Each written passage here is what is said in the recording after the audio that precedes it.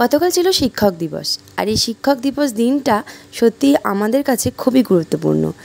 বয়সভেদে শুধু আমাদের শিক্ষক দিবস পালন করার মুহূর্তগুলো পরিবর্তন হয়েছে। যখন আমরা স্কুলে পড়তাম তখন যেভাবে শিক্ষক দিবস পালন করতাম, যখন কলেজে গেলাম তখন আর সেভাবে পালন করা হয়ে ওঠেনি। যখন নিজের পড়াশোনা শেষ করে নিজে টিচার হয়েছি তখন কিন্তু শিক্ষক দিবসের মানেটা আর একটু বদলে গেল। তখন শিক্ষক দিবসটা আর একটু অন্য রকমভাবে আমাদের জীবনে এলো। কিছু ছাত্রীদের ভালোবাসায় নিজেকে সত্যি একজন আদর্শ শিক্ষক বলে মনে হয়।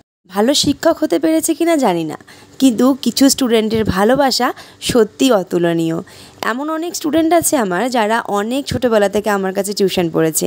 সে আমার এক্স স্টুডেন্ট হয়েও প্রত্যেক বছর এই দিনটাতে সে আমার কথা মনে রাখে এবং সে শত ব্যস্ততার মধ্যেও একবার হলেও আমার কাছে আসবে।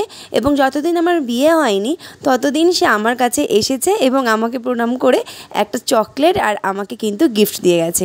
কিন্তু আজও সে ভোলেনি। এখন হয়তো আমি নেই, কিন্তু আমার বোন আছে, আর আমরা দুজনে না থাকলেও হয়তো এই দিনটার কথা ও কখনোই ভুলবে না। এইসব স্টুডেন্টগুলো সত্যি আমাদের কাছে গর্ব। শিক্ষক দিবস মানেই আমার কাছে কিন্তু শুধু গিফট পাওয়াটা ইম্পর্টেন্ট নয়, সে যে মনে রেখে আমার কাছে একবার হলেও এসেছে, আমি এটাতেই অনেক খুশি।